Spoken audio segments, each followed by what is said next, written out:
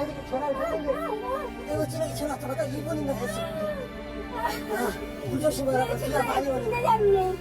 아이고 내가 못 살겠네.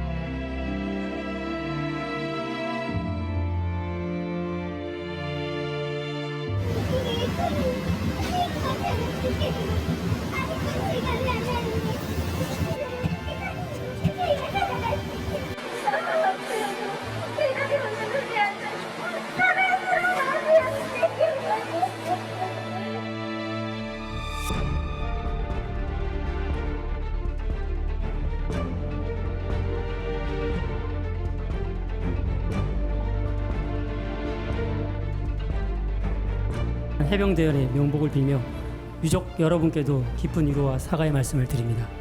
해병대 안전단은 호우 피해 복구 작전에 투입된 부대의 안전 분야에 대해 현장에서 점검하고 보완 중에 있습니다.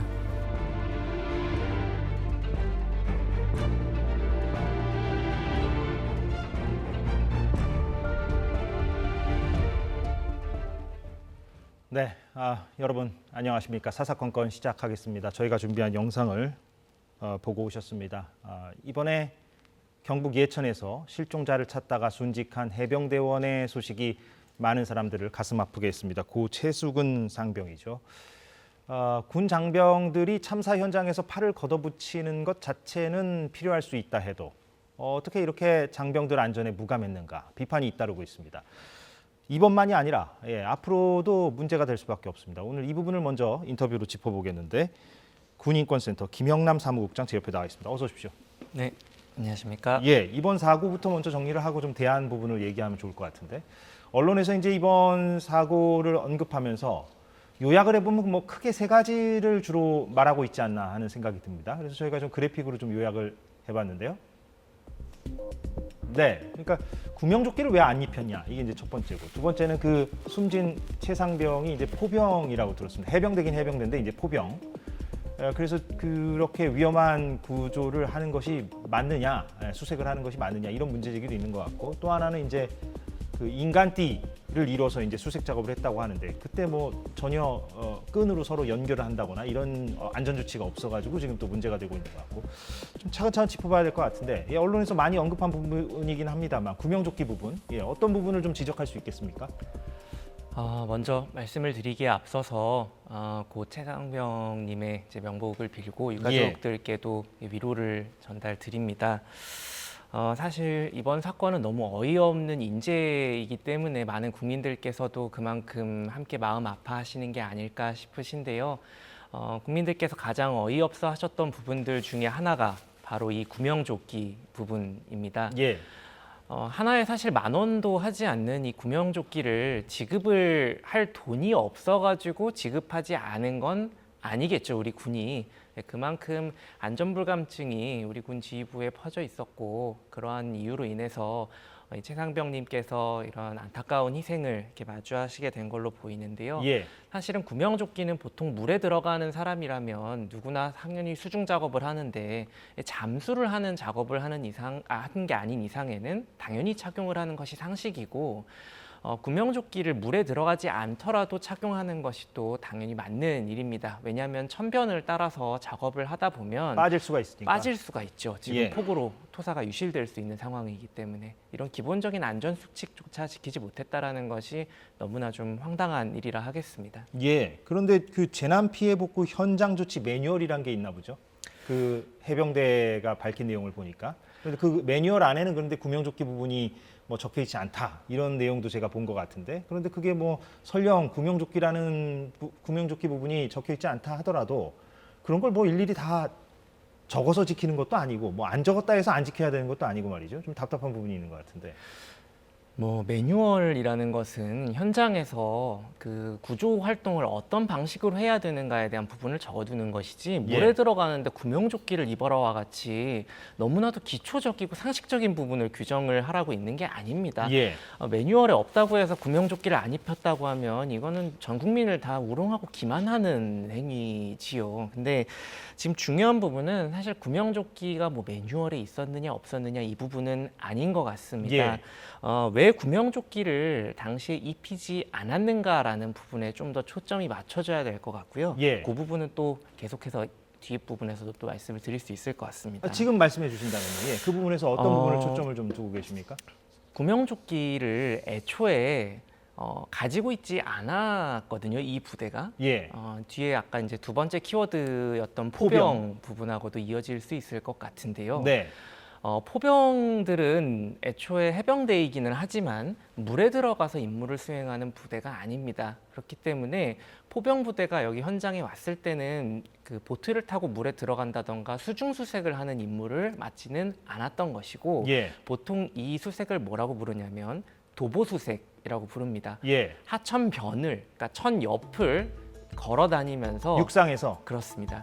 강변에 혹시 걸려 있는 게 없는지 또는 물에 떠내려가는 게 없는지를 육안으로 살피고 이런 것들 발견하는 임무를 수행을 합니다. 그러다 뭘 발견하게 되면 보트를 타고 있는 수색대를 불러가지고 인양을 하거나 구조를 요청을 하게 되는 식으로 이 수색 작업이 이루어집니다. 예. 그런데 사고는 물 속에서 일어났죠. 예. 포병들을 물 속에 집어넣습니다. 물론 한가운데는 아니라 할지라도 한가운데 집어넣습니다. 한가운데 이번에 집어넣은 건가요? 맞습니다. 이게 좀 가장자리 쪽으로 집어넣다가 가장자리에 예. 집어넣은 것이 아니고 천에 그 이제 일렬로 가로 세워가지고 예. 쭉 서 있게 한 다음에 가로지르는 그쪽에서- 형태로. 예, 예, 그쪽에서 이제 사고가 났던 것인데 예. 애초에 물에 들어갈 일이 없는 인원들이었기 때문에 이 부대에는 구명조끼라던가 물에 들어갈 때 써야 되는 안전장구가 지급이 되지 않았던 것이죠. 애당초 준비조차 안 했다. 네, 그 물에 들어갈 일이 없는 부대를 물에 결국엔 들어가게 했다는 것이고 왜 이 포병들을 물에 집어넣는 무리한 수색 작업을 하게 되었는가에 대한 원인을 규명하는 것이 이 참사의 근본적인 문제를 좀 풀어가는 열쇠가 될 수 있을 것 같습니다. 근데 현장에 그 고무보트를 탄 이른바 그 수색대, 해병대 수색대원들도 동원이 되지 않았습니까? 맞습니다. 그러니까 지금 말씀하신 어떤 원칙대로라면 그 사람들이 이제 강 한가운데 이렇게 돌아다니고 지금 최상병처럼 이 포병대원 같은 경우에는 육상에서 무언가 작업을 했었어야 된다. 그 말씀이시잖아요. 예, 그렇게 역할 분담이 되어야 하는데 그게 다 그냥 섞여버렸다. 물 안에 막 들어가고 이랬다. 이런 말씀이신 거죠. 네, 맞습니다. 예. 그러면 만약에 그 포병대원들이 지금과 같은 그런 형태의 수색 작업을 하는데 구명조끼를 입었다면 그래도 문제라고 보십니까? 그런 부분도 사실은 문제라고 생각이 되는데요. 예. 이제 세 번째 키워드랑도 좀 이어지는 부분일 것 같습니다. 예. 이렇게 그 천변에 가로질러 가지고 쭉 서서 수색을 하는 방법을 보통 인간띠 수색 방법이라고 합니다. 예. 사람으로 띠를 만들었다라는 얘기인데요. 이 경우는 보통은 언제 사용하는 수색 방법이냐면 사람이 예를 들어 물에 빠졌을 때 그 시간이 얼마 지나지 않고 어디서 빠졌는지가 분명하게 인지될 때 조금 더 하류에서 그 사람이 더 떠내려가지 않게 하기 위해서 아예 하천을 사람들이 일렬로 서서 막고 있는 겁니다. 예. 그럼 그 사람을 반드시 건질 수가 있겠죠.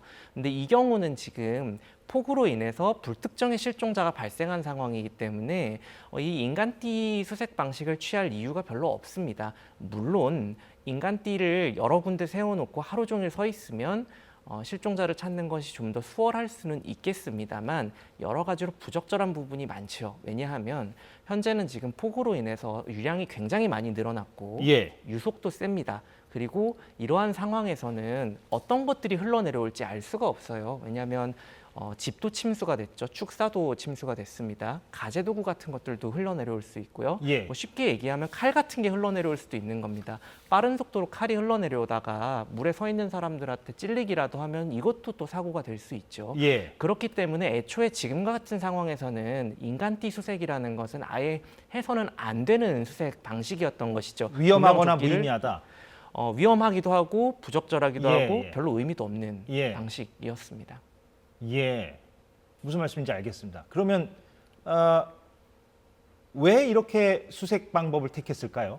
해병대는 지금 제가 듣기로는 해병대가 뭐 자율적으로 수색을 했다라고 들었는데, 그러니까 지역만 정해주고, 그러니까 경북소방본부와 사전에 조율을 하고 상의를 했는데 해병대가 우리가 자체적으로 이 지역은 알아서 좀 하겠다 이렇게 본인들이 입장을 밝혀서 자율적으로 좀 진행을 했던 걸로 알고 있는데 일각에서 나오고 있는 이야기이고 계속 뭐 여러 가지 이야기들이 매일매일 나오고 있습니다만 예. 실종자를 더 많이 찾아내서 실적을 많이 올리려는 압박이 있었던 것으로 좀 보이고 그로 인해서 굉장히 위험하고 장구도 갖추어져 있지 않은 상태에서 인간띠 방식의 수색 방법을 택한 것이 아닌가라는 강한 좀 의심이 듭니다. 예, 지금 나오고 있는 게 경북 소방본부 관계자가 이제 중앙일보와의 인터뷰에서 한 말인데 해병대가 이제 소방당국이랑 사전에 협의됐다라는 부분에 대해서 해병대 측이 수색 범위가 넓으니까 일단 구역을 정해주면 우리가 알아서 하겠다라고 해서 경북 소방본부도 그것을 받아들였다라는 내용인 것 같아요. 맞습니다. 초창기에 사고가 나고 나서 해병대가 인간띠 방식을 왜 취했냐라는 질문에 대해서 소방당국과 협의가 된 이 수색이었다라고 얘기를 합니다. 사실 군에서 이런 해명을 자주 합니다. 뭐 목적어나 중간에 여러 단어들을 빼고 그럴듯하게 이야기를 하는데 사실은 뭐 협의를 한 건 맞겠죠. 구역을 협의했으니까요. 예. 근데 인간띠 방식을 협의한 건 아니지 않습니까? 예, 해병대가 알아서 한 거니까. 예, 그런데 마치 그 인간띠 방식도 협의해서 했던 것처럼 일종의 거짓말했던 것이죠, 이미 예. 초창기부터. 당시에 그 유속이 얼마나 빨랐는가를 보여주는 영상이 있어서 저희가 좀 보고 왔으면 좋겠는데요. 경북 소방본부가 제공한 영상인데 저게 이제 현장 화면입니다. 이렇게 서서 걸어가는 것조차 쉽지 않을 정도로 물의 속도, 유속이 매우 빠르다는 걸 알 수가 있는데 저런 곳을 그 인간띠 방식으로 수색 작업을 해병대원들이 했는데 끈으로 연결조차 안 했다는 거 아니겠습니까, 이건? 맞습니다.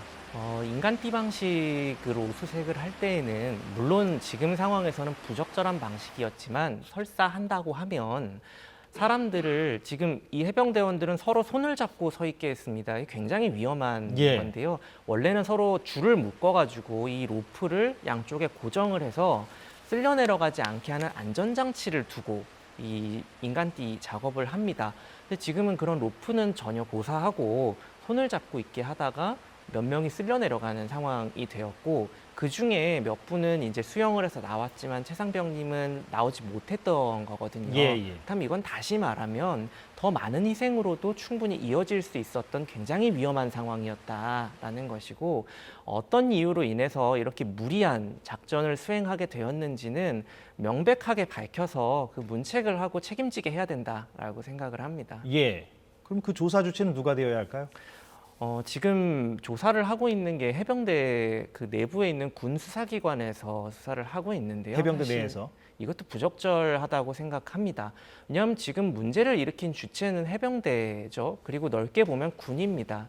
근데 이거를 군 내부에서 조사를 하게 한다는 것이 과연 타당한 일인가? 그리고 이 임무는 지금 뭐 군 내부에 뭐 군사 작전을 하다 벌어진 게 아니고 민간에 나와서 이 재난 구조 활동을 하다가 벌어진 일이기 때문에 지금 오송 지하차도 같은 경우도 바깥에서 다 조사하고 있지 않습니까? 마찬가지로 이 부분도 전체 국가적인 차원에서 민간에서 수사하고 조사할 수 있도록 해서 그 진상을 지금 많은 국민들께서 관심 가지고 계시기 때문에 성역 없이 조사하고 명백하게 국민들께 보고해야 될 의무가 있다. 정부에는 이렇게 보고 있습니다. 민간이라 하면 경찰과 검찰인데 예, 그렇지 않습니까, 현실적으로? 네네. 그런데 이제 군을 검찰과 경찰이 조사할 수 있겠는가? 또 이제 법적인 어떤 논쟁이나 어떤 반론은 또 있을 수 있겠다는 생각도 들고. 지금 이제 벌어지고 있는 일이 사실은 최상병의 사망으로 인해서 조사가 시작된 것인데 지금 상의 현행법상으로는 사망의 원인이 되는 범죄에 대한 수사는 민간에서 하게끔 되어 있습니다. 예. 그 주체가 군일지라도 이 부분은 2021년도에 이제 이해람 중사 사망 사건 이후로 군사법원법이 개정이 되면서 바뀐 그렇습니까? 것인데요. 예. 그렇기 때문에 이 사망 사건의 원인이 되는 범죄로 보고 민간에서 빨리 수사를 진행하게 하는 것이 타당하고 지금 군에서 수사하는 것은 부적절하다고 생각합니다. 그러니까 군 인권센터에서 보시기에는 충분히 민간에서 수사할 수 있는 어떤 법적 근거도 지금 마련돼 있다. 네, 이렇게 맞습니다. 지금 판단하시는 거고. 알겠습니다. 예. 이게 대민 지원이라고 하잖아요. 이렇게 군이 동원되는 것. 근데 이번에 이렇게 위험천만하게 수색 작업을 했다는 것은 과거에도 관행적으로 이렇게 해왔을 것 같다는 생각은 들고요. 그러니까 어떻게 보면은 이번에 참 사고가 나서 우리가 명료하게 인식했을 뿐이지 과거에도 이런 부적절한 관행 행태가 계속 반복적으로 있었지 않았을까 하는 생각이 한편으로 들고 그런데 이 대민 지원을 그렇다고 해서 전면적으로 금지할 수는 또 현실적으로 없는 거 아니냐 하는 생각도 한편으로 들고 말이죠. 예, 좀 어떤 보완점이 좀 필요하다고 보십니까? 대민 지원의 형태는 되게 여러 가지가 있습니다. 예. 지금 구조 임무를 수행하고 있는 병력도 있고 그다음에 복구 임무에 투입이 되고 있는 병력도 있습니다. 이게 과거 몇 년 전만 해도 뭐 지자체에서 하는 축제나 이런 데도 병력을 동원을 한 적이 있거든요. 근데 예. 요거는 하도 이제 문제가 많이 되다 보니까 최근에는 지양하고 있는 분위기이기는 합니다. 예. 이제 조금 더 지금 일로 포커싱을 하면 사실 장병들이 피해 복구나 어떤 구조 임무와 같이 좀 전문성이 필요한 영역에서 대민 지원을 하는 것이 본인과 상대방 모두에게 과연 안전한 일인가에 대한 물음표가 있습니다. 예. 그렇기 때문에 대민 지원을 병사를 보내서 시킬 때에는 그 병사들이 할 수 있는 수준 정도의 대민 지원을 시켜야 되는 좀 것이 제한적으로 할 필요가 있다. 예. 너무 위험하거나 또는 전문성이 필요로 되는 문제를 이렇게 그 관련되지 않은 병사들을 보내서 하는 것은 문제가 충분히 있을 수 있다고 보고요. 이 대민 지원과 관련돼서 언론에서 보도되는 것들을 보면 대민 지원을 해서 구조를 많이 하거나 또는 뭐 어떤 성과를 냈을 때 굉장히 그 부대에 대한 찬사가 많이 쏟아집니다. 예. 그래서 이 실적을 경쟁을 할 수 있는 어떤 유인들이 지휘관이나 상부치 수뇌부 입장에서는 충분히 있다는 것이죠. 이 대민 지원 잘해서 칭찬 한번 받아보고 내 앞길에도 좀 도움이 되게 해보자라고 할 수 있는 유인들이 있기 때문에 이러한 부분들도 사실 대민 지원을 우리가 뭐 그 지휘관들 승진시키려고 하는 게 아니지 않습니까? 예. 이런 부분들은 관행적으로 지금 이루어지고 있다고 생각이 되는데 좀 이번 기회에 바로잡아야 되지 않는가라고 생각합니다. 그럼 그 바로 잡는다고 했을 때 그 기준을 어떻게 정할 수가 있습니까? 또 너무 세세하게 정하기에는 현실적으로 좀 힘들다는 생각이 들어서 그걸 뭐 법으로 정해야 되는지 아니면 어떤 또 다른 매뉴얼을 만들어야 되는지 그것도 좀 고민스럽긴 한데. 지금 대민 지원 자체가 국방 재난관리 훈령이라는 법령에 따라서 근거해서 예. 거기에 해당하는 항목들만 대민 지원을 할 수 있게끔 절차와 이런 것들이 다 기준이 마련이 돼 있습니다. 이 부분을 조금만 더 세밀화하면은 되는데요. 예를 들어서 과거에 의무소방대원이나 의무경찰대원이 있을 때는 법령상에 이들이 할 수 있는 임무를 경찰과 소방의 보조 업무라고 해놨었거든요. 예. 불을 끌어가도 직접 진화하거나 현장에 들어가는 건 의무소방대원들은 할 수가 없었습니다. 이것 때문에. 그렇다면 마찬가지로 대민 지원을 들어갈 때에 일반 부대가 있을 수 있고 뭐 UDT 같이 수색이나 이런 구조에 특화되어 있는 부대들도 있을 수 있습니다. 그렇다면 그런 특화되어 있는 부대들 외에 일반적인 임무를 수행하는 병사들의 경우에는 보조 업무만을 수행한다라는 것을 명백하게 좀 명시할 필요가 있지 훈령에다가. 않을까. 맞습니다. 예. 그런 대안도 좀 생각을 해볼 수 있다는 말씀이시고 이번 사건 관련해서 또는 뭐 다른 어떤 대민 지원 관련해서 지금 군인권센터에는 워낙에 이제 제보나 증언들이 많이 이제 들어오는 걸로 제가 알고 있기 때문에 과거에도 그랬고 좀 뭐 들어온 거는 있습니까? 어떤 내용을 좀 소개해 주실 만한 게 있다면. 대민 지원과 관련해서 이제 들어오는 제보들은 뭐 너무 이제 황당한 뭐 예를 들면 지자체 축제에 동원이 예. 된다던가 과거의 사례들을. 예, 맞습니다. 예. 근데 불과 뭐 한 3, 4년 전이기 때문에요. 그렇게 예. 오래된 일도 아닙니다. 그리고 대민 지원을 나갔을 때 식사나 이런 것들이 너무 부실하게 지원이 된다던가 하는 부분인데요. 재난 현장에 막바로 투입이 돼서 일을 하고 있는 게 아니고 복구 작업을 하고 있는 경우에는 사실 군에서도 보급을 하거나 식사를 잘 지급하는 것이 그렇게 문제가 되지 않습니다. 그런데 예. 뭐 전투식량을 주고 요번에도 뭐 사진 나왔죠. 막 서서 밥을 먹고 있고 이런 것들이 다 사실은 빨리 실적을 해야 되기 때문에 그 밥 먹을 시간을 충분히 주지 않는 겁니다. 이게 뭐 물자가 모자라고 시간이 없어서 그런 게 아니거든요. 실제로 만약에 그런 수해 현장에서 실종자를 발견한다거나 하면 그 부대의 고위 간부들은 그것이 실적이 돼서 인사고과에 도움이 되는 시스템입니까 지금? 대민 지원도 작전이기 때문에요. 예. 작전에 나가서 성과를 많이 올린다라는 것은 당연히 근무 평정에 플러스 요인이 될 수밖에 없죠. 그것이 이제 역효과를 불러오는 측면이 있다는 말씀이시고. 네, 맞습니다. 예, 알겠습니다. 오늘 인터뷰는 여기서 마무리를 해야 될 것 같습니다. 군인권센터 김영남 사무국장과 얘기 나눴습니다. 오늘 고맙습니다. 네, 감사합니다.